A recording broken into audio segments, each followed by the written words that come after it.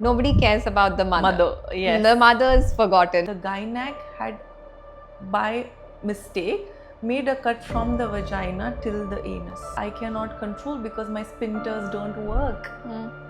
So if I feel I need to, poop, I need to poop. She wouldn't have suffered for those 3 months if she knew what was wrong. Yeah. We should stop looking at pregnancy as a disease. Women who have delivered 16 years ago, 24 years ago, still have a diastasis. Yeah. Everybody is trying to treat your back pain, but nobody ever checked that your diastasis is still open. Yeah. There is hardly any research on women athletes. If we talk about a specific injury, it's done universally on men, not on women. It took me 13 years to get here. Thank you, Dipali ma'am, for being here today. Yeah. So, Dr. Dipali, you work specifically with women and women athletes, and also on and off the field, you work with the general population. Yeah. How was it like when you started off? When I started off, like I said, when we were talking just a few minutes ago, I started with a boys team, and I was just a sports physiotherapist who wanted to explore how sports for a physiotherapist works and what are the injuries and how do you deal with them on field and outside the field. So I was super excited. But after the first year, I was promoted to the Indian women's team.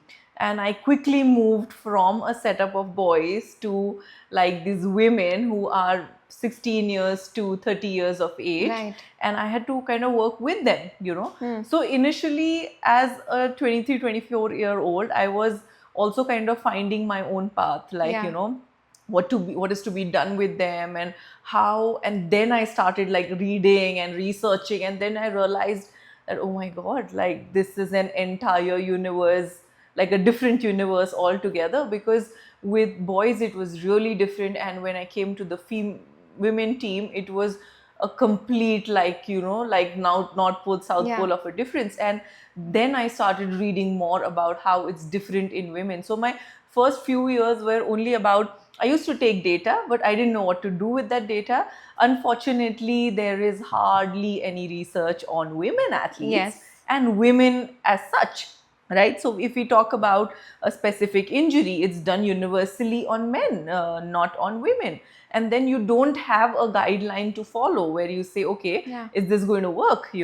So you do all the trial and errors, follow the male format, read what you have, So I am always a person who constantly kind of works around what will work best, Yeah. And so I did lot of that because I felt at that point in time that I had no help research wise or mentorship wise, or I didn't know any female physios who were working in a sports setup. I had a lot of mentors who I would talk about a certain condition, but they all worked in clinical setups. So it was quite challenging, I would say, in the first few years. And that's how Yeah. I started off, lots of learning. And then I would just kind of, when I'm changed from one phase to the other, one spot to the other, I just started to apply that, you Yeah. know, and I think that was when I felt like the real change, how it's different. And when you think differently, how it can change for an athlete. Yeah, so like you were rightly saying, right? I feel so closely connected with this subject of women's health. So much so that, like you said, research was done on men and is still done on men. Yeah. Because women were considered not viable subjects as they had their menstrual cycle and the hormones fluctuated. Yeah. Right? Yeah. Not So- an ideal data size, ideal data to research on. Correct. So I guess always the research with men is easier because you don't go through different 4 cycles in a month, Yeah. and with females that's going to be very tricky to Right. find somebody who's in the exact cycle to test. So Right. it's also a difficult size to, Yeah. data size to look at. So, that being said, Hi, I'm Dr. Sharanya, a medical graduate and a certified physician with a master's in public health and also a master's in functional medicine and bioidentical hormonal replacement therapy. I have always believed that health is more than medicine. It's about resilience, mindset, and the human stories behind every journey. Welcome to Beyond Limits. This podcast brings you conversation with experts, change makers, and everyday people who have pushed boundaries in health, life, and science. From breaking barriers in medicine and science to redefining wellness and uncovering the untold stories of grit. Beyond Limits is about thinking bigger, living longer, and going beyond what people believe is possible. And if you'd like to work with me on a one-on-one or book a consultation with me, you can reach out via the link in the description at the email therealsharanya@gmail.com. It is THEREALSHARANYA@gmail.com. Let's go beyond limits together. What are the challenges that you see women athletes actually going through? Because from the time they hit puberty till menopause, it's a long period, right? Yeah. And not every woman is the same. Like Yeah. everybody's cycle is different Different, and yeah. very, very different kind of results. So what is Yeah. something that you follow in like periodization and how to train with them? So ideally, I would say, it sounds great in theory to talk about, okay, periodization should be this way, but I worked in football, Right. where you have 30-35 women together and everybody is in a different cycle, Yeah. and imagine you have to work around 30 different cycles. So it's nearly impossible, to kind of understand what's ideal. But I think when I eventually started working with towards the end of the 4th year, I started realizing that it is important for me to know which phase they are in, especially the playing team, if not the substitute, because there are too many people. Yeah. So I would know that the first 11 or the changeovers, what phase are they going through. That helps me when they have an injury. We have 3 minutes to go inside the field, assess the injury, and then tell the referee that this person needs to be out for a certain duration and I need to change.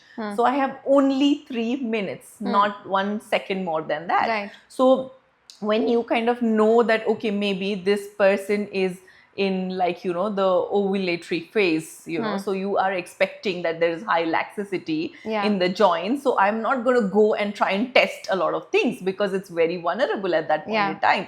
So I may ask a little bit of questions, see how their weight bearing is, how the pain markers are. When we say pain markers, we look at a scale, how the pain Right. is.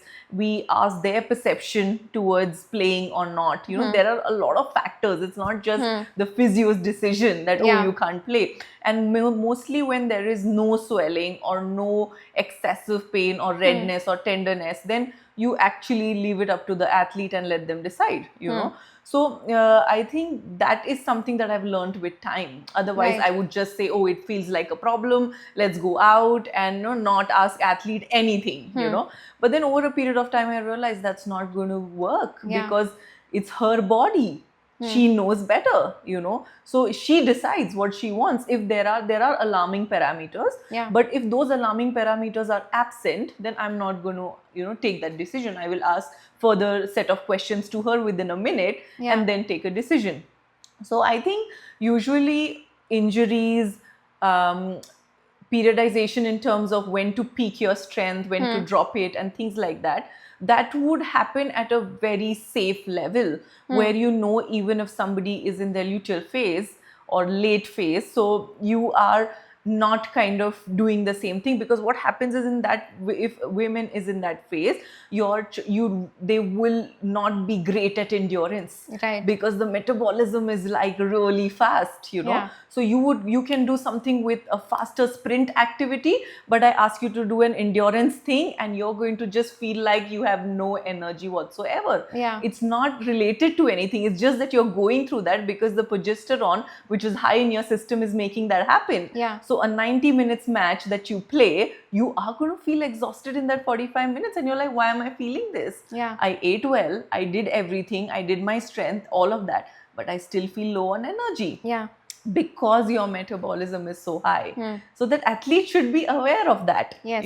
So when they come back, they recover better, they do some techniques that can help them in the next 45 minutes. So this is the thing, and if, say, for example, you are ovulating, that's the most ideal period to peak on your strength. like do your strength training, because recovery is going to be great, though laxity is quite high. Yeah. But when you do strength, your muscle is going to build faster with that Correct. estrogen in the system, right? So I think what happens is, then that these fluctuations are ideal, but I know that some maximal level of strength will work in all the phases, when they are with me, Yeah. because I can monitor that. Yeah. So I don't give them heavy endurance related work. I tell them that maybe check your cycle and work accordingly around that. But we will just try to do maintenance work, because Yeah. I don't see them throughout the year. I see them for a 3 months tournament, and then Yeah. I'm gone. I'm somewhere else. They are somewhere else. And with a lot of girls that I worked with, they are still in touch with me. A few of them are my best friends now. Yeah. We've known each other for 10 years, right? So they still ask me that, what do you think? Why is this happening? And we say that, let's work it around this Yeah. way. So I feel that, like I said earlier, that periodization is really difficult, Yeah. but then you work at a certain safe zone where you know that whichever phase they are in, it's not going to create any harm. Yeah. So I think I like to do it that way, rather than having a stiff line and say, okay, we are only going to do this and this. No, I think that's so important, like you said, having that fluidity. Yeah. But why is that a lot more women are sensitized to this, but then if the same question were to be asked to a male physiotherapist or Yeah. a male doctor, Yeah. they just don't seem to care about it, Yeah, right? yeah. They're just like, just do your strength. Thing and just, it's okay. It's okay. It Yeah, should work for yeah, you. yeah. Why is that so? Because, and also I see that, like you said, very, very few people, even in women, even think about the thing that, okay, I have to train according to my cycle. Yeah, because they don't know, So I feel what I experienced, Sharanya, is that awareness is the first step. Second step is, you have the right people. What I'm trying to say is, let's face it, we are in India. Yeah. Right? So an Indian team having a male physio and a male coach is not going to work. Yeah. Because we are in India, Yeah. unfortunately. I have worked with foreign coaches who also won't understand Yeah. it to a deeper level, just because he's a man. So I somehow feel, again, no offense to anybody, but I feel that the team should have, rather than male female, what I'm trying to say is more aware professionals. Right. Who know that awareness is the first step. Like, Yeah. when I see my team right in front of me, I get a professional in front of them and say, these are the phases that your body is going to go through. And this happens Yeah. in university in US, UK, Australia, New Zealand. It happens. The player or already athletes are already aware Yeah. when to do what, when to fluctuate what. So that's why the injury rates are much lesser. Yeah. Now injury rates go higher when you're unaware. You're doing a lot of endurance in your luteal phase, which is going to be a problem. Yeah. You're doing a lot of flexibility work, or a lot of running, jumping, high intensity, but not doing any strength. In your ovulating phase, it's going Yeah. to be high laxicity. Your ACL is more vulnerable at that Yeah. point in time. So, so if imagine it just takes a day to say that this, I remember when I was in college, one of my friends very nicely asked one of our professors that how it is different for women. Yeah. And this was a female professor, and she says, I'm going to share a slide with you guys in the next session, the next day, which will make you realize that how your body transits, and if your followers are looking and they would love to see that thing, I mean the image, I would share that with you, and you can Yeah. share with them, so they understand when your estrogen peaks, Yeah. when it drops, it's so simple, and if you tell a girl and show that graph and say, this exercise is good, this exercise is not, etc., it just takes an hour to explain it to them. Yeah. But nobody does that effort. Yeah. Right? I think it's missing, and somewhere I feel like there's a lot of education needs to go to the player, the general population, because most of them think that if we are menstruating, we should stop working out. I know. Yeah. That's a tough one to break, because that's culture driven. Yeah. In us, right? I think initially the design of women not working in menstruation was made for rest. Like, you rest, you get the rest because you're losing 30 to 80 ml of blood. Yeah. so don't work. It came out of care, when it initially was done. Later on, it became something else, then something else, then something else, and then it became a taboo Yeah. where people wouldn't talk about it. Yeah. Girls, how we would hide our marks with a sweater or a jacket because Yeah. it became a taboo. What if it was not like that?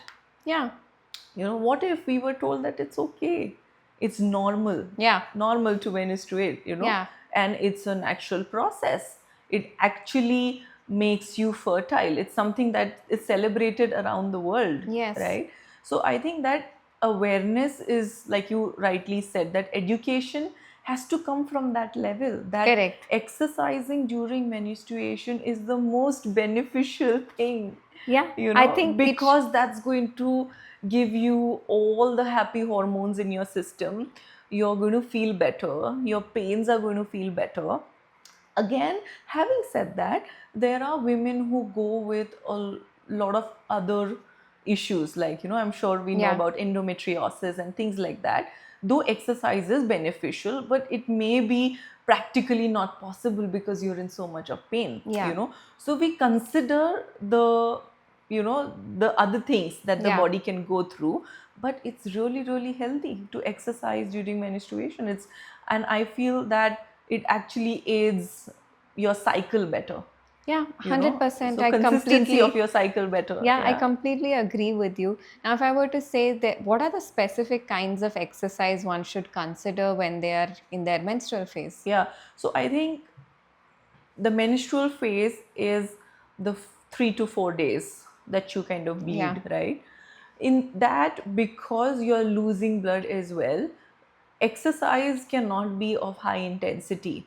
So I would prefer my athlete or doing some mobility exercises for their back, because the back feels achy and stiff. Yeah. Doing some base level strength for the glutes, core and lower back, which is not exhausting. Like if you're talking to me, you can talk to me while exercising. Yeah. To that level, you're not out of breath, or you're not like, oh, I cannot do it. So, to that intensity where we say, keep it easy. So strength work related to your hips, like bridges, clamshells, a little pal of hold press and things like that, which are basic exercises which are going to aid to your system, Right. along with some mobility, and end up with some easy stretches where you kind of work on your glutes again, Yeah. kind of stretching the back in a child pose position, which is going to give you so much of relief, Yeah. like the back kind of opens up and it aids better sleep. So maybe like something which is not very strenuous, but there is a baseline, Yeah. and you modify depending on your day. Maybe first day you focus only on mobility because your flow is heavy and you can't do more, and then introduce like some activation the next day, introduce stretches, and by the 5th day then you have the whole routine in place. So now you can pick up Yeah. to do your strength further. Yeah. So ideally I always recommend that to anybody that I meet. I think that's so brilliant because I am also into sport, and I've spoken to a lot of physios. I've met a lot of athletes who train with me. I mean, recreational athletes, because I also play sport recreationally. Yeah. I feel that most women don't understand how to play by their cycle. Yeah. If you can tell me what it would be, because most women feel like I'm not getting muscle, Yeah. how much ever I train. That is Yeah. one group, right? Yeah. Then the second group is, oh no, if I lift a weight, I'm going to become bulky Yeah. and male-like, and my testosterone levels are going to go high. Yeah. So unfortunately that cannot happen, right? Because I always say that women, we are made of our hormones, Right. right? And that changes everything around us, right? So having testosterone naturally high is another ball game or another conversation altogether. But estrogen is mostly on the higher side for us. And when estrogen is higher, and the uniqueness of being a woman is that you are going to be very different from a man based on your hormones, Correct. on your body composition. Like if I have to tell you, male have more testosterone.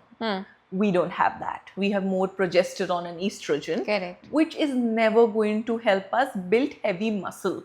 because how much ever you do, the purpose of these hormones are not that. Where in testosterone, it's more building of muscle, like more orientation of muscle fiber, more other Yes. things, which is easier for them. Also because our body has low lean mass, Yes. and so that development and get that would take time. You'll have to put in an effort in terms of nutrition, supplement, everything all together. So I think to answer that question, imagine you have 4 phases. The menstrual phase, which we already spoke about. Keep it light, keep it easy. Always have a calendar which marks your cycle, right? Your follicular phase starts from the first day you bleed till the 14th or the 15th day. Yes. Now, in your follicular cycle, imagine there are 2 phases. If I'm not wrong, there is an early follicular cycle and a late follicular cycle.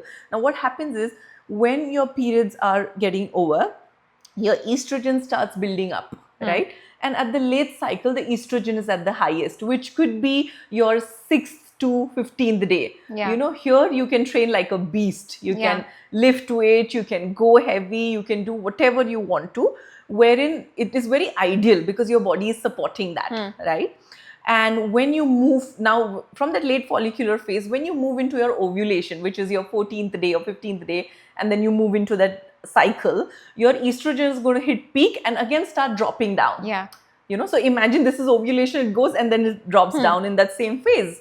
So post that, you're going to go into your luteal phase again, and early or late, if I'm not wrong. And then your progesterone starts peaking here. And estrogen starts heavily dropping. Yeah. Which means that now here on my post my say 20th 21st day, I need to start to be a little careful with the loading that I put my body through. And I still do. See, if you're doing a deadlift of 50 kg, I do an 80 kg deadlift, right? In my ovulatory phase. But when I am in my luteal phase, I start dropping it down to 40, 50, and I stay at that. I don't peak because I feel that I look at this phase as maintenance. Right. Because I don't want to land up having an injury, right? So I focus more on maintenance. I keep doing because the recovery is also going to get a little affected. Yeah. Because my next cycle is about to just start. So that late luteal phase is actually your PMSing phase. So you're already not in a great mood and things like that. So lifting around that time will not make sense. So ideally, if we get a good 10-12 days window to do heavy work, and then there is that built up from easy to heavy and to kind of maintenance. Yes. So ideally every woman should look like that. Now a lot of women come back to me and ask that, do you mean that then I'll never peak? I say every month when you follow this cycle, you peak every month. I'm doing an 80, I'm expecting that by next month I would do an 85. So my progression could be a little slower. Yeah. And I'm not talking athlete, I'm talking general population like us. So but we will always keep progressing because we are following a great cycle. Yeah. We are following based on what our body needs at that point in time. So I may not do a lot of endurance work during my luteal phase, but I've done a lot of strength and endurance work here. So I do maybe quick sprints and things like that. So I don't unnecessarily lose energy. Yeah. So that's a smart way to kind of design your cycle, like have a calendar which says, okay, this and this. And that will help you to such a greater extent where chances of injuries are much, much lesser, your body recovers better, you have more energy, you're not losing out unnecessary energy because you're training based on what your body needs at that point in time. So it's much easier to look at it I this way, think like what you said is so brilliant because I hope more and more women understood this. That. Yeah, exactly. And I feel, when I meet women who exercise regularly, I meet a lot of women who go to gym, do CrossFit and things like that. And my first thing that comes to my mind is education. They need to know because when they know it, other 10 women are going to talk about it, and they know better, And I think it is always important to talk to a professional when you need assistance because I think a lot of people get confused in today's world because there's Instagram, there's YouTube, there's so much information. So you're like, what do I follow? It's so confusing. So I always urge people that reach out to a professional. And a lot of people also come back to me and say, who to reach out to because sometimes that also gets confusing. So I say that if you are an athlete or if you are somebody who actively does fitness, it's better to reach out to a sports physiotherapist solely because of the experience into that field. Somebody who has credibility. Because what happens is, if you went to just a sports physio who has just cleared their exams and not had any experience, they cannot provide you with the right answers, Yeah, right? very, very So, true, because they themselves might not have the exposure. exactly. It's not nothing against them, but it's just that they're yet to enter the field where they Yeah. know what really actually happens, Yeah. right? So I feel at Peak Performance we focus a lot on this, like, it took me 13 years to get here, but my team shouldn't wait 13 years. Yeah. So they get all that information during training, during a light conversation, during anything. So our team is also so updated with what's happening, how they need to do it, whether it be male or female. Yeah. So everybody knows that, okay, what is a diastasis recti, or what estrogen does to your body. So Yeah. every male training a woman knows it. No, I think know? it's supremely important. Yes. And in this day and time, because more women are getting out, more women are trying things. Yes, And I think yes. as professionals, we need to support them and give them that push ahead. Yes, exactly. Because 100%. that is by us having knowledge and sharing that around, because I believe we are capable of doing it with all kinds of support systems available. Yes, and of course. we should access it, right? Yeah. Now, that being said, I see a lot of women. This is so sad, because they only realize they have to exercise and take care of their bodies after they get pregnant. Yeah. That's when they realize, and they're Yeah. like, oh no, now I can't do anything. It might affect my baby. It might be too bad for me. Yeah. But like, as a sports physiotherapist, I'm sure you see a lot more general women too, right? Yeah. What is something that they should be doing in order to prevent the bad stuff? So, see, I think to answer that question, I'm going to talk to you about myself. Yeah. I have two kids. My elder one is 8 and my younger one is 2.5. And in both pregnancy, I was super active. Yeah. In my first pregnancy, I ran till the 7th month. I worked till the last day. Like, I got on at that point in time, I'm talking 2016. I walked home, reached home, and I started feeling the pains. That's how my labor kind of kicked in, when I was supremely active, like, Yeah. and with my younger one also, because then I was exercising on and off. It was not as consistent, because then work takes over and Yeah. responsibilities and all of that. But I tried to be consistent as much as I can. And during my second pregnancy, I didn't take an epidural. My baby was out within 3 hours, so it was like a natural birth where, there was no medically, nothing induced, everything happened just like normally.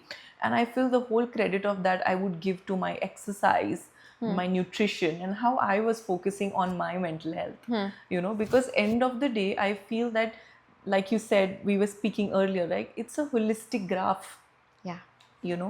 With women who are getting pregnant, they need to know that exercise has to be a part of life even before pregnancy. Now a lot of time, you won't believe, but I've met a lot of women who came to me before getting pregnant. Who say, I don't want to have this back pain and other issues when my pregnancy kicks in and my last year. Can we work on this? And I say, yeah, of course. Yeah. So I have so many women that, I can't even tell you how many women, but who had come to me before pregnancy. And this is just word of mouth, one friend telling other, the other. And we say, okay, let's build your body towards this. Got pregnant. Now you've done certain level of exercise, then you can pick up, So ideally, I would say to any woman who is deciding to get pregnant, be aware about exercise, nutrition, how to tackle your mental health, and then go on into the pregnancy. Right. Or if a woman already knows now she's pregnant and she needs to really take care of herself, then you need to, again, more education. Be aware of the 3 trimesters. Yeah. During your first trimester, your HCG is going to be really, really high. And unfortunately, that makes you puke, energy loss, Yes. not feel like eating, nausea all the time, all the others like aches and pains, because that hormone is making you feel like that. Yeah. So a lot of times you don't feel like doing anything.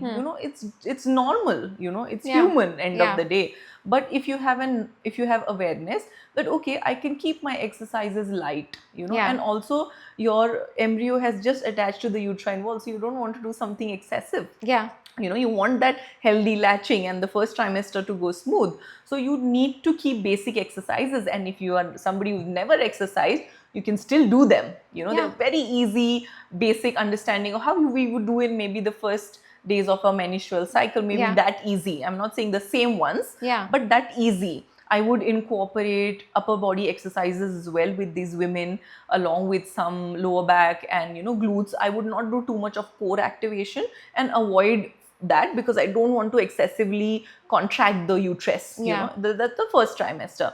We move on to the second trimester, which is now your HCG is slowly dropping, your symptoms are feeling better, your energy levels of back. So I would say start with some basic activity like walking first, rather than jumping into exercise altogether. And I always tell people that you cannot design an exercise plan based on just a random thought of exercising. Imagine you come to me and say, I want to exercise. What I am going to do is I'm going to assess your body, which areas are stiff, which areas are tight, which areas are actually very weak on strength, Yeah. which I need to prioritize first. So your exercise plan is based on that. Yeah. First trimester is easy because they're not going to be difficult exercises. Yeah. But second trimester has to be planned, like really smartly. And I add 3 to 4 days of exercise, strength exercises, Yeah. 2 to 3 days of activity, which can be basic swimming, little bit of easy stationary bike, and then on the treadmill. If you've done all the physical activity before, it's easy for you to catch up. But if Yeah. you haven't also, you can still do them, Yeah. do these activities, right? Based on what your strength levels Yeah. or flexibility levels or tightness is. Yeah. And then when you move on to the third phase, you do preparation of labor. You say, now I want natural delivery, because the healing with natural delivery is much, much faster. Faster and So- better. Like, better than a C-section. Yeah. So we look at doing more hip opening exercises, how your pelvis has to engage.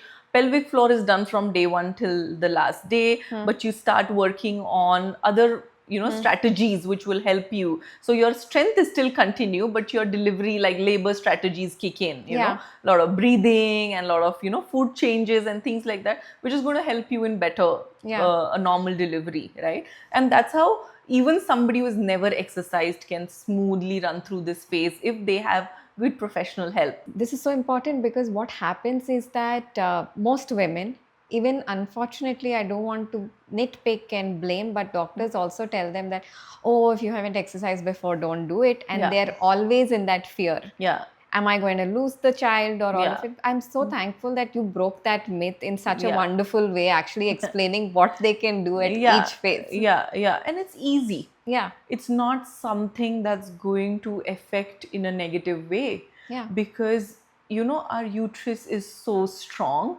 We should stop looking at pregnancy as a disease. We should stop looking at pregnancy as very delicate, because it is delicate in some situations when you are above 35 and you are going to have the baby at a very older age. Yes, there are things, and if there are any pre-existing issues, I understand all of that.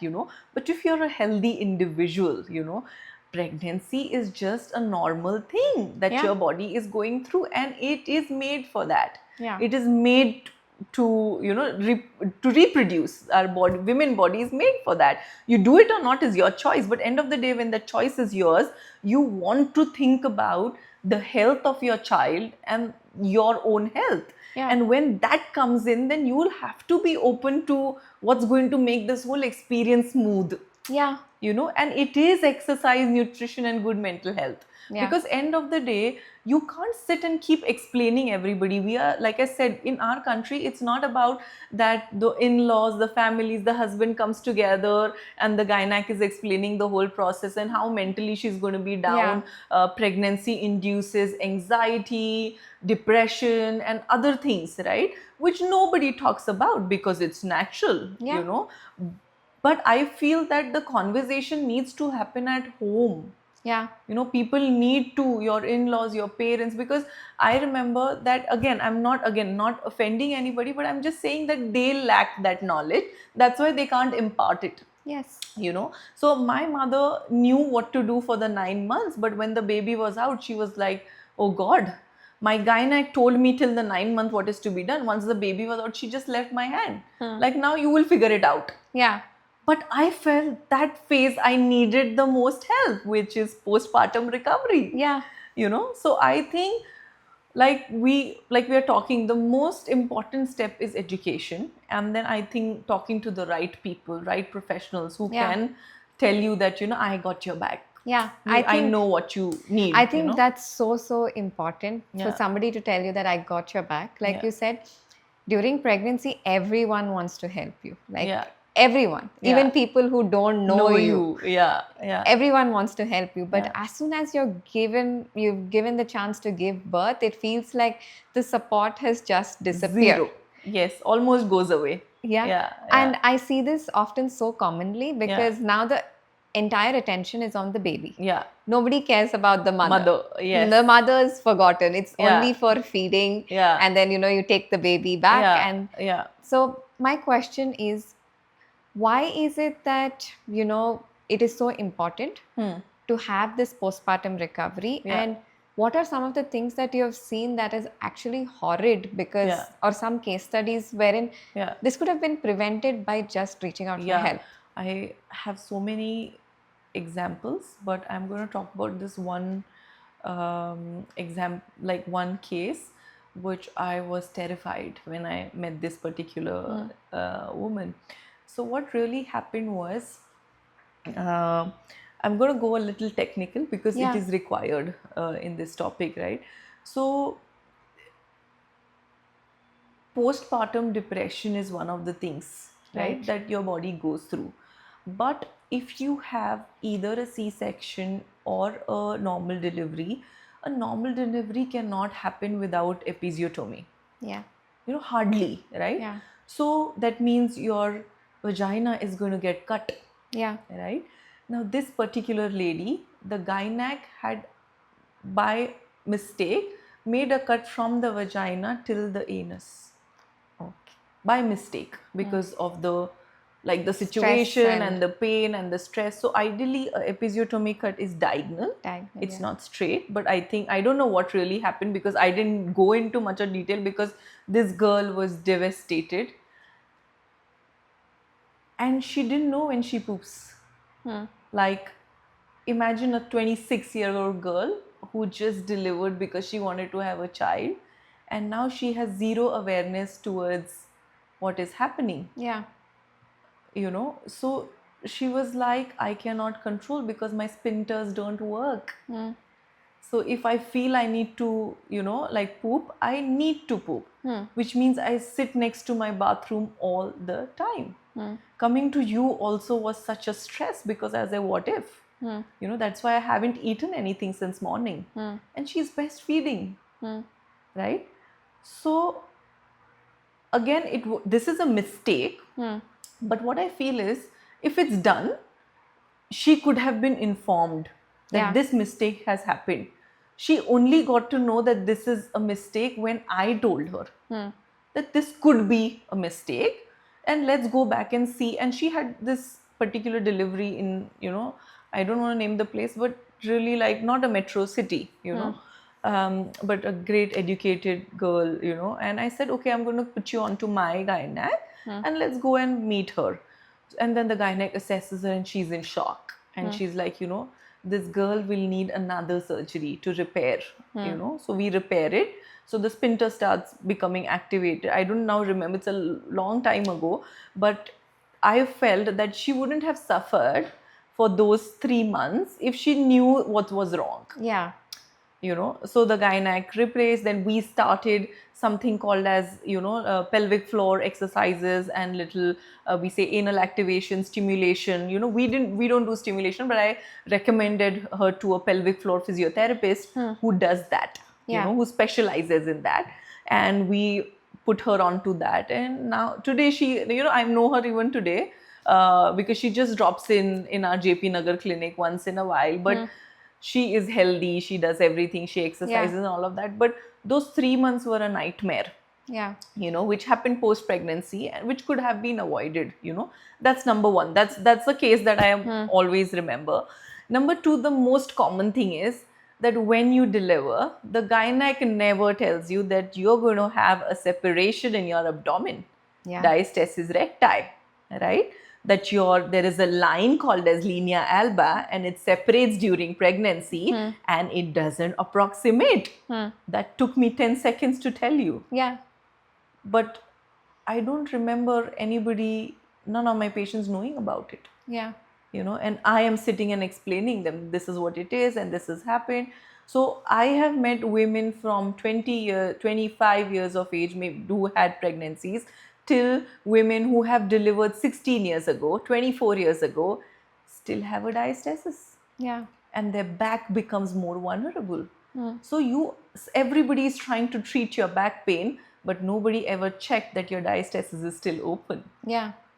So I feel that that's the biggest challenge again, where the basic information of something so big has to be given. Yeah. Right? Because in theory, more years pass, your diastasis become more difficult to approximate. Yeah. So if I see a 50-year-old who has a 25-year-old kid, and she says, I have back pain since 25 years, since I delivered, and I've been getting treated for my back, and you check and she has a wide open 4-finger diastasis. Yeah. This is that's- important because like I've seen a lot of women. I don't know why, but they tend to blame their epidural for their recurring back pain, which But we know that's not true. practically that it's not true. Yes, right? it is not. So Yeah. that is the thing that I always keep telling, that Yeah. your epidural cannot cause it, because Yes. it is only done to reduce your pain. Yeah, So exactly. that is the reason that I Yeah. keep telling people It's a that pain med. it's a pain medicine. Yeah. So usually it is one of the two things, right? Yeah. One is that you don't have enough strength in the muscles. Strength in the other muscles, your glutes, your adductors, and your core in general.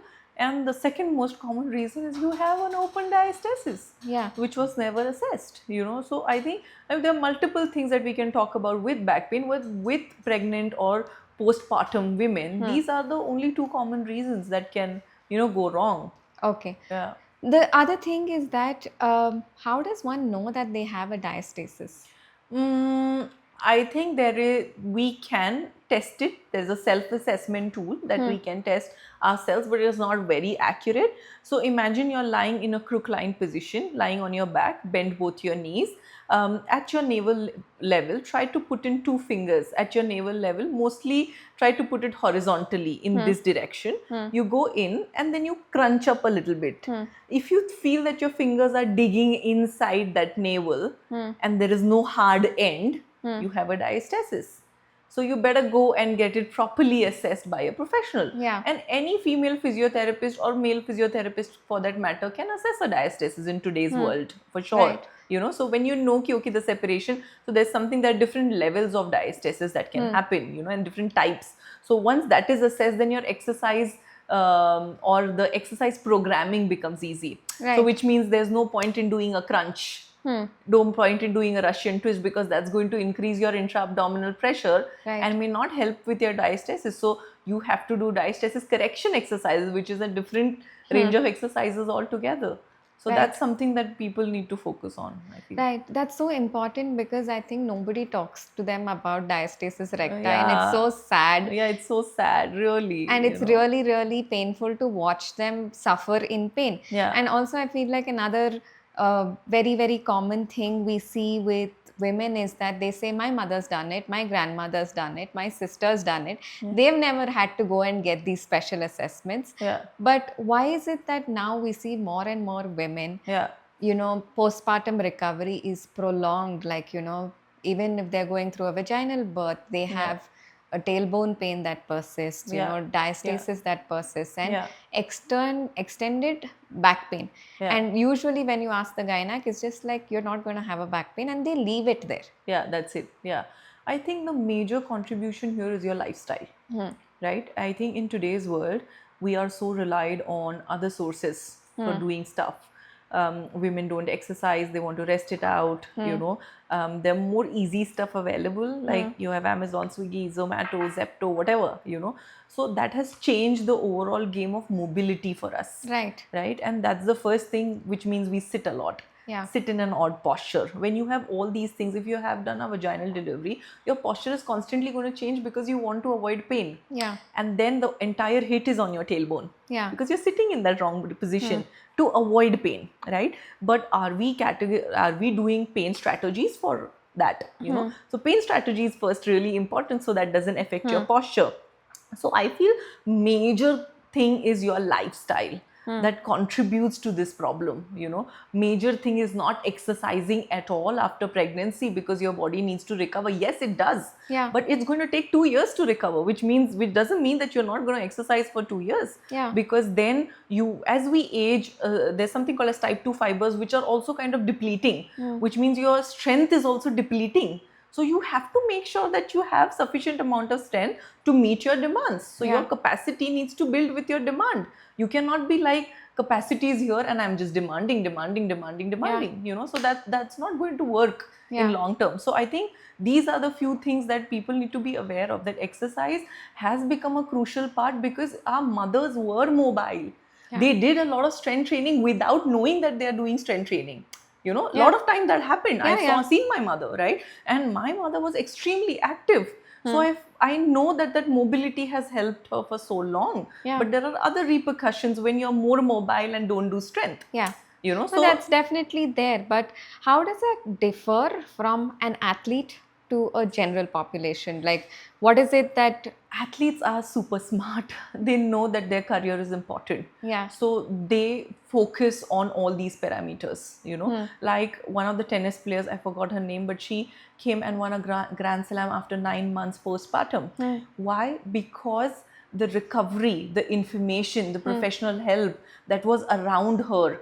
And as an athlete also, Sharanya, your mentality is very different. A general person is not as strong. Again, no offense, but I'm saying the sport makes you like that. Because you have been through failures, losses, wins and all of that. So your brain is tuned for that. So it's basically majorly a mental game rather than a physical game. It is a physical game because your demands are very high in a sport and you know it as an athlete. So you are going to push yourself. You are going to focus on that diet. You are going to focus on that exercise planning. You are going to focus on your mental health because you know how critical it is for your career. Right. That doesn't happen in a general population because there's no goal. Yeah. Nobody has spoken to you about it. Your gynaec has not spoken. Your parents have never, your mother has never spoken, and maybe not your peers as well. So that's the difference, where an athlete is far more informed, educated, aware, where in a general population that's very rare. Even somebody who's smart, educated, they may not know the medical aspects of it. So that's the major difference. So I feel that's why sport is important, even if you play it at an amateur level, because then you get into the details. Then you know how your body is changing and what you need to do to get better. Right. So I think that's why more women are seeing other women doing stuff, getting more inspired. There are more resources. Let's say that when our mothers were, there were hardly any resources. There are more resources, so they can avail that. They feel that. Imagine if there was a cure for cancer, everybody would have taken it. It's the same way. If you have that resource to achieve something of an higher standard, physically, mentally, medically, then why wouldn't you take that? I think it's so nice that you said it, because like more and more women should take it up, because it's only doing good to you. It's not doing anything bad. And now at least like we have a lot of help now in terms of there are organizations like She Kicks, there are organizations like Sisters in Sweat, and then there is Cult with Shwetamri Shetty's program. So many people, and then there's Peak Performance, wherein everybody can avail that help. Because earlier, women just coming out to play used to be a challenge because you wouldn't find more women to play with. Exactly. And now I think we're solving for it at so many different levels. Yes. Like you rightly said, I work very closely with Aditi. We've been friends for a really long time, and I'm very close with Tanvi also. And that's how I got, that's how we work with Sisters in Sweat as well. And I think, like you rightly said, they're creating that atmosphere for women so that they can come out, play out of taboo, play out of fear, play out of maybe insecurities, all of that. And you create a platform where women of all age, all sizes, everybody can come in and play, then there is accessibility. And when you go and play, then you work around that play. Yeah. Then you say what is essential. Okay, to make this play better, I need to do this, I need to do this, I need to do this, and you make an effort. Yeah. And you know that the resources are right there available. Yeah. Right? So it make, now women are becoming more aware because platforms like this are available to us. Yeah. And I think more women should look at these platforms. Dr. Dipali, moving forward, no, I've always felt like, there is this one topic that never gets talked about in athletes, especially when they're coming from rural backgrounds. Yeah. What are the challenges that you face with them? Because somebody coming from a city is very different from a rural background. Yeah. So I think, like I said, in the start of my career, I worked in football, and football is pretty famous in northeastern side of our country. Though players are genetically gifted, right? Yeah. But the biggest challenge I think I faced was, these girls won't eat. At that point in time, I didn't know what REDS was. And it is a relative energy deficiency in sport, which I didn't know about. So I was like, why are they always like done in 20 minutes of training? Like they are sweating excessively, and the weather is not like hot, and I'm like, what is happening? And they're losing on energy. They've like, to a point, like it felt like they've trained for 3 hours. So over the years, then when I started reading and I was like, okay, food is a problem. They don't eat, because what happens is they have an habit of eating a certain kind of meal, which when you're an athlete and when you're camping from one cities to another, you're not going to get that, Right. specific to your needs, because it is going to be a universal food that is designed. And I think what happens also is when you go to different cities, initially I'm talking about 2014, 2016, a lot of awareness towards nutrition was also not there. So I would just think about, okay, chicken and eggs, and fish is your nutrition, this thing, and carbs we get from this, and add more fiber to your meal, so let your plate look like fiber, carbs and proteins, and that's enough, as of now. And we would look at, if some girls were 16 and below, we would have like a milk glass toward the end of the day or something like that, which is very basic. Back in those days, I felt that it was so basic, but imagine that even that was not happening. Like not even 10% of that. I had seen girls eating only white rice because they didn't like the gravy, or they couldn't eat the gravy, or that they are not used to. Because after this 3 or like say 8 or 9 weeks, they're going to go back home and eat their food. Yeah. Right. So what I used to feel was that the energy expenditure was so high during their training period, but there was no energy in the tank, Yeah. So food played such a major role. And for me, it becomes challenging because how can I build your body on strength if you don't have energy to use. Right? So then sport becomes a problem, playing becomes a problem, you're more vulnerable to hormonal fluctuations. So which means your menstrual cycle is going to go for a toss, your immunity is going to get affected, your bone density is severely affected if you're an athlete who doesn't focus on food. Yeah. Right? And you are in that syndrome, RED syndrome, for a long period of time. Yeah. So that is going to change the way your body functions. And then to come back, it's going to take longer. Yeah. So that's something that nobody even knows to a certain extent, because they think that, okay, I'm a great player, I will go and play on the field. Yeah. But you don't know that the back end work is so much more important than that 1 hour of training. What you do the rest of the 23 hours is extremely critical than that 1 hour that you're on field. Yeah. 1 or 2 hours that you're on field. And I think this is important because even in the city setting, when I was working, I would see young athletes, like in this teenage group of 16 to 18. They are playing sport at a very high level, like maybe playing for the state, the national team. But then we'd see them and they would be underweight or undernourished. Yeah. And I would be surprised and we later found out that these girls, because they were going through teenage, were very conscious of how they looked. Yeah. Do you see that often? That is there I don't just see in that age group. Okay, that age group is more sensitive, but don't you think that's like the entire women race? Right. Because the first thing that when you see somebody, you say, oh, you've become thin, or you become like a little chubby or whatever, right? So we are constantly checking on each other's weights. constantly. We are never talking about mental health. So that's the first thing that has Yeah. to change, that the way women talk to each other also, Yeah. and I'm not meaning any offense to anybody, but I'm saying that that's naturally how we are made, because there is an aesthetic guideline, Yeah. right, that you should look a certain way to be etc etc etc. So the younger group is more sensitive to that, but I feel every women of every era are sensitive to that. I meet a 70-year-old who's talking to me about weight, Yeah. and I'm surprised.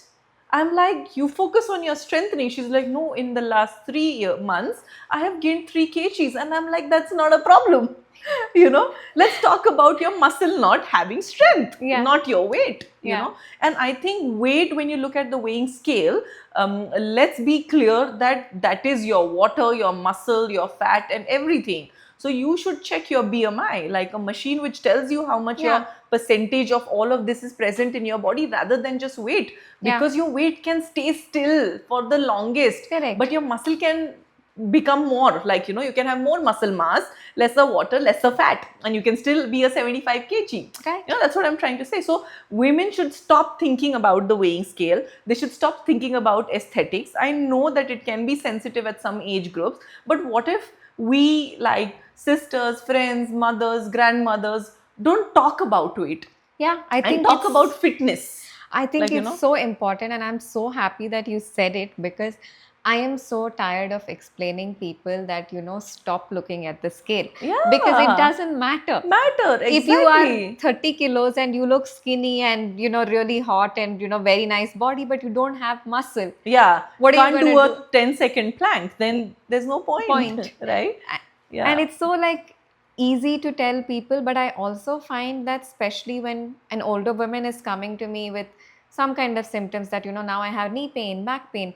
Do you find that it's very, very hard to get them onto a strength training program, because they're like very easy to take on the supplements, the meds and everything? Yeah. But when it comes to you suggesting a physical activity, what are they like? So I think I have been very, very fortunate, Sharanya. I should just say that. I Yeah. think because I have a technique of moving people from like the conversation, and we at Peak also, and myself also, we talk a lot about information Right. rather than just saying you need to do this. Yeah. I don't say you need to do this. I tell them, why do you need to do this? And I tell them, does it make sense to you? And they say yes. And I say, okay, what capacity do you want to start at? I can start, your muscle looks like this, and I can start you at this capacity. But if you're going to be overwhelmed with exercise at this level, we can tone it down and build it up. So I feel that, yes, that's always a challenge. That's always going to be a challenge, because exercising is difficult. Yeah. Popping a pill is very easy. But then, are you wanting to find the root cause of your pain and fix it? Or you're just managing it superficially? Yeah. Because that's not going to last forever. Yeah. But when you fix it, that's going to last forever. Maybe you're going to have a healthy body for next 40 years. So when you put it like that, then they start realizing that it's important.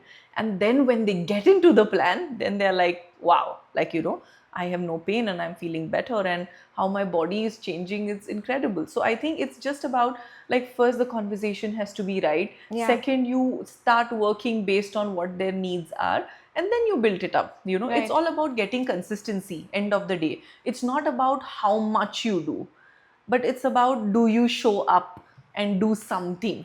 Yeah. so, I think that's yeah. an important conversation to have, because Yeah. most of us are stuck at, I need to do the Finish. perfect thing and finish it. Exactly. I feel just show up. Yeah. Just show up and say, I'm not feeling it, but I'm just going to do 2 exercises today. Yeah. So when you do that too, and I cannot tell you how many times it had happened to me, because my schedule is so around the clock, like my life is timed, right? Yeah. 12, 1, 2, everything. So I don't have a life where I can sit and decide, everything is timed. I know my entire week what's going to happen.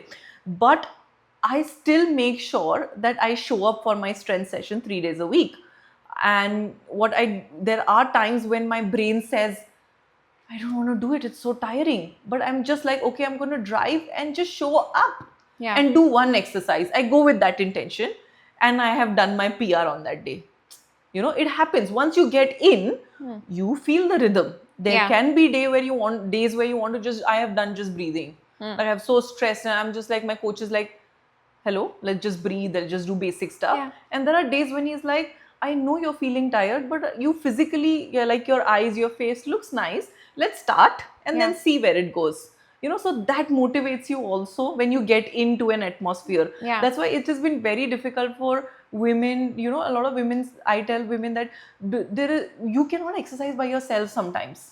Yeah, You this is need that. important. Yeah, you need that person who Yeah. says, right form, right rep, right posture, Yeah. do it this way. So that gives you confidence, Yes. and then once that builds up and you feel confident in yourself, then it's you know. Yeah. So end of the day, it's about building independence for Yes. your person, right? End of the day. But how do you take that person there is really, really critical. No, you I know? think it's so important because number one is always look out for help and have a coach or somebody that's motivating you, seeing you, correcting you. Because Yes. no matter how professional we are at our work, we can't correct ourselves. Yeah, it's very difficult. Like even me, I've been exercising for the longest time, maybe not consistently, but I have.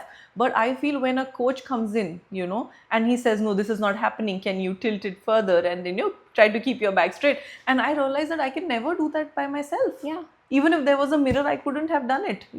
So I think when women who are struggling with pain and women who are struggling with consistency should have that one person to help them, Yeah, I think it also draw a path, I would say. it makes them more accountable. You Yes, see a of familiar course. face. Yeah, and then I feel I bond with my coach. Yeah. I have bonded with my coach over past 8 months, and now sometimes even if I'm tired, I see him and I know that I want to do my session. Yeah.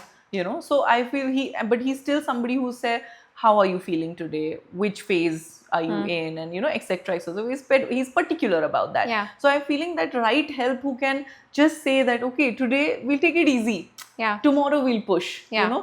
That having that person also helps you to a greater extent to build that consistency and that fun towards towards exercise. Yeah, I think that's like really, really important, and it brings in that happiness to go meet another person. Yeah, exactly. But what is that importance now that we spoke about sleep? I mean, we spoke about nutrition, we spoke about the right exercise at the right phases.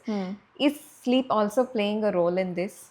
Of course, I think, imagine 1/4 of our life we sleep. Yeah. Yeah. And it's more important for women to have better sleep, and unfortunately a lot of women don't have that. Yeah. Because either you have work overload, you have kids, because of our hormonal fluctuation, we are bound to overthink, overdo, be available for other people. That's how we are meant to be. Yeah. That's how we've been brought up, and also there are physical barriers that we have. So which means what is going to happen is the sleep is more disturbed in us, right? And that's why you need better sleep quality. Yeah. Because better sleep quality is going to highly regulate your hormonal system. Better sleep quality is going to give you, your muscle recovery is going to be much, much better. Right. Your cognitive behavior is good, like your memory, your concentration is going to be much higher. And ideally, when you exercise regularly, you tend to have good sleep. Yeah. Now imagine you exercised and you are really sleepy, and you hit the bed and you're going to sleep. But you have a 2-year-old who is not going to sleep. Yeah. Which means now your cycle is disturbed. Yeah. And then your hormonal switch is disturbed, and etc. etc.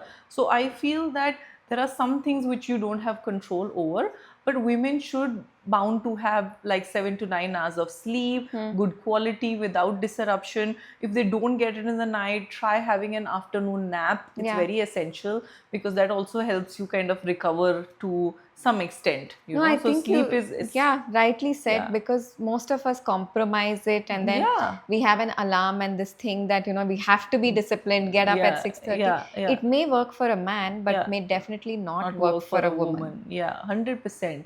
Because I think even if you ask me as a person, I feel that I have help. I have all the help that I can have. Yeah. But when I go to bed and I have a habit of sleep, my younger one sleeps with me. So for me, it's like that whole regulation around his routine, Yeah. that he's going to sleep, then he's going to need a diaper change, he's going to drink water at this point in time, which means your brain is already sleeping with a task. Yeah. So then even if you've slept at 10 and got up at 9, but you haven't had that 7 hours of sleep, Yeah. because I think most women also cannot fall asleep faster, Yeah. because of so much of things going on in their Yeah. system, and men can.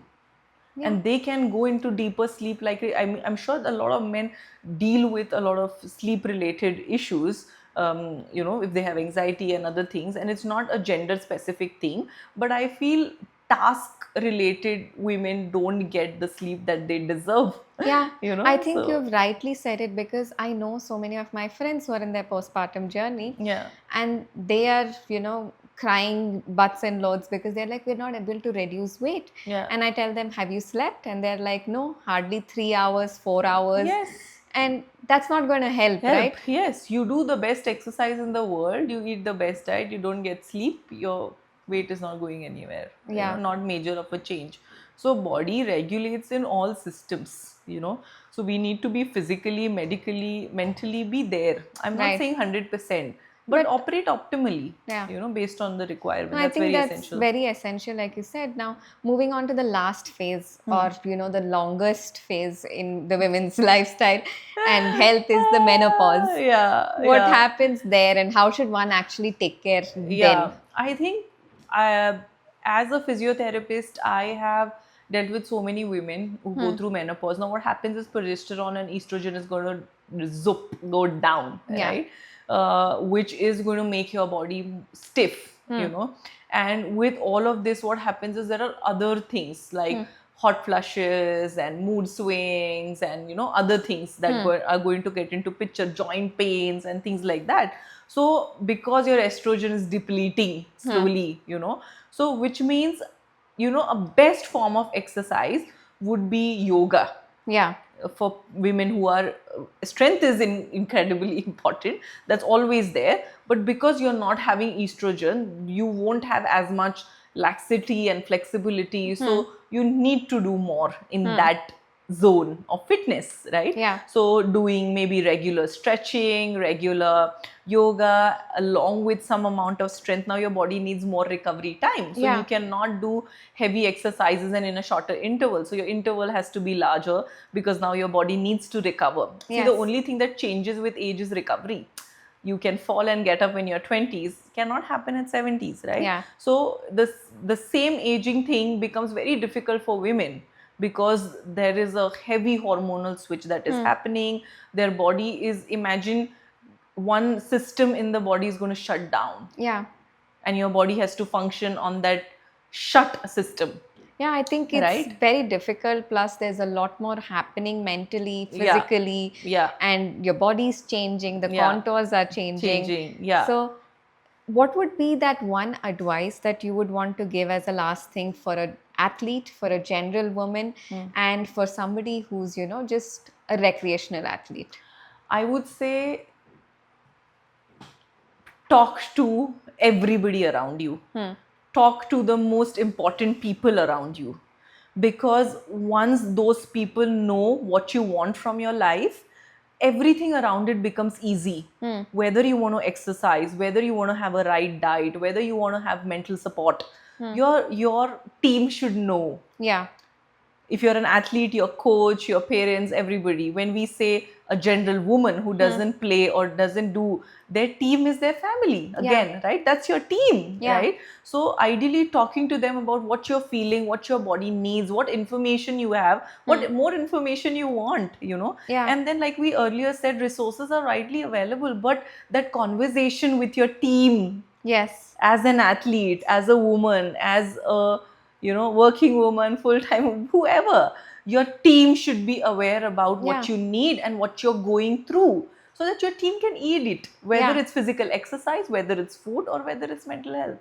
Yeah. So that's think- something that I would advise every woman.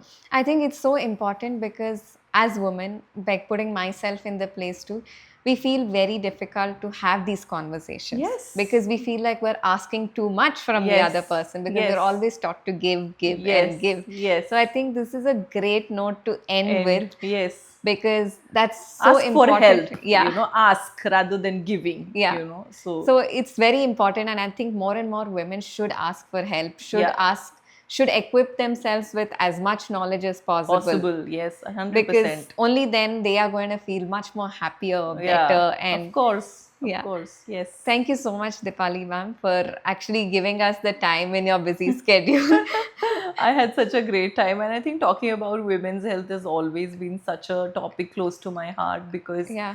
you know, I have experienced it myself, and I see how I have struggled and how other people have struggled, and it's such a topic. I think another 10 years we need to just, you know, speak about it on a loudspeaker or Yeah. as many platforms as possible, so more and more women are aware about what they need, you know, Yes. because like you rightly said, a lot of times we only don't know, Yeah. and we think it's too much to ask, but it's not. You know, it's your basic right. Yes. So let's just think about it like Yes, that. I think it's a great thought to end on, that it's Yeah. your basic right. Yeah. Please ask for help. Yes, 100%. Yes, thank you so much. Thank you.